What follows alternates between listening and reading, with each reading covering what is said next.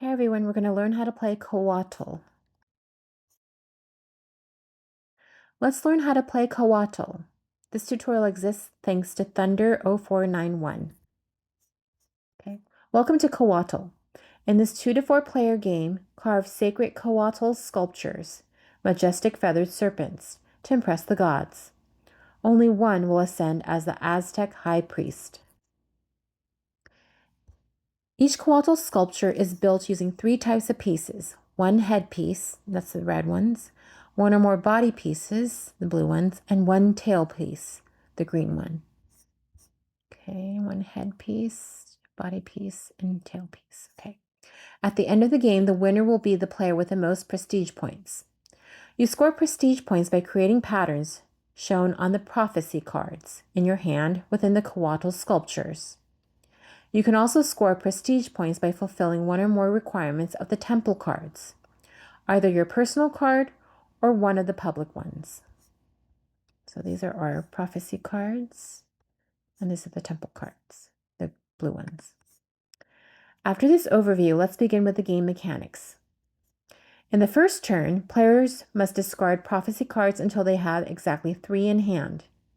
The first player skips this step. They already start with 3 prophecy cards. Let's start with the last card by clicking it and then clicking the discard selected card button. Great job. The game will now proceed in turns. On each turn, a player can perform one of the following actions. Take Cóatl pieces from the supply board, choose prophecy cards, assemble Cóatl sculptures. We can choose prophecy cards from the supply and or from the top deck. You cannot exceed the 5-card hand limit. You can hover over cards to read explanations about their requirements. Here we go. Okay. Click the bottom left one to continue. So this one. Excellent. Now let's play select pieces and store them on our player board. Head and tail pieces can only be collected one at a time. So click on the available tail piece. So head and tail pieces one at a time. Okay. Because only one head and one tail. Okay. Now let's select body pieces that will help us create our patterns. Do you know which patterns we're going to build? Body pieces are always selected in pairs and require 2 empty spaces on your player board. Where's our player board? There's our player board, okay? Click the highlighted body pieces to continue. So these. I went down there. When either the outer or inner section of the supply board is empty, every space will be refilled. Okay, there, it's refilled. For now, we'll keep collecting pieces on our player board. Click on the highlighted head piece to continue. So the black one. Okay, now we have a head. Great, let's grab more pieces. Click on them to continue. Okay, more body pieces. Great, good job. With the next body pieces, our player board will be full and we'll need to build sculptures before saving new pieces from the supply board. You can build using the pieces on your player board at any time, even if it's not full. Click on the highlighted pieces to continue. So we're going to put those and fill up our board. Okay, now they're taking turn. Excellent. Now you'll see what you've been waiting for. Cóatls assemble. Click the assemble. Okay, here we go. Click the assemble button under your prophecy cards to start assembling the process. Start the assembling process. Okay, great job. You can start assembling with any type of piece, but once your turn ends, you won't be able to move or remove pieces. Since this is our first Cóatl sculpture, we'll click the New Cóatl button and then start with the tail. New Cóatl. And then we'll start with the tail. We'll create the pattern from our second prophecy. That's this one. A blue piece with a red piece to its left. In the top left corner of the prophecy cards, you'll see how many times a pattern can be scored for prestige points. Click the plus button, then the highlighted red piece. Okay, at the top left corner. plus right here. Plus red. Okay. You're a pro. This part involves a lot of buttons and clicks, so I'll handle the rest for you to save time. You can have up to 2 incomplete sculptures at a time and a maximum of 3 sculptures total. Okay. Connecting. Let me mouse over this.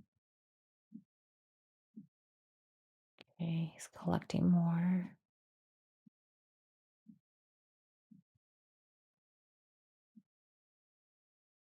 Okay. I guess we keep building. We just completed our first sculpture. Let's take a look at the patterns from the prophecy cards we managed to build into it. A blue piece with a red piece to its left, crafted 3 out of 3 possible times. So 1, 2, 3, okay. So we will earn 5 prestige points. A blue piece with a red piece next to it. So red, red, red, okay. A sequence of 3 black pieces assembled once out of 2 possible times. So we will score 3 prestige points. So that's this one, I think. Let's score prestige points by assigning to the sculpture the cards whose patterns we successfully built into it.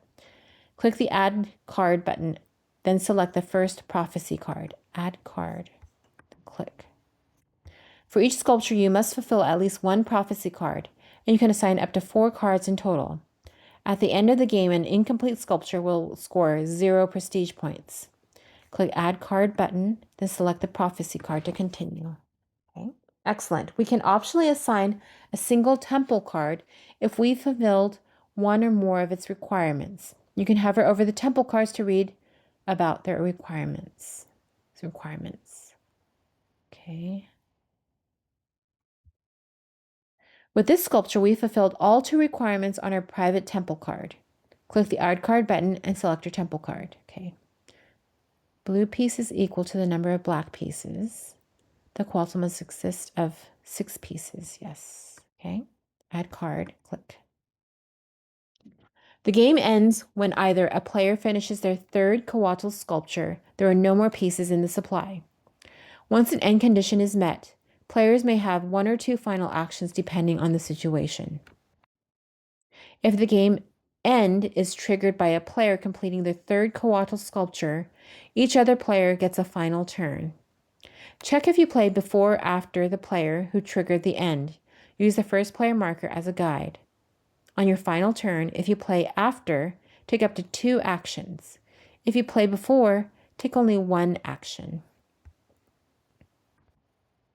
On the other hand, if the game end is triggered because the supply is empty, continue playing until all players have taken the same number of turns.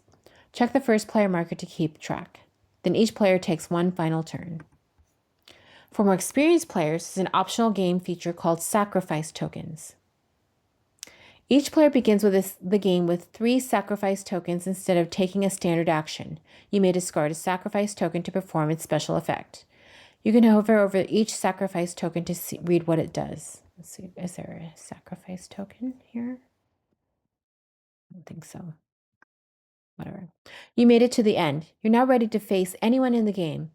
I hope this tutorial was helpful. Give 5 stars. All right, thanks for watching.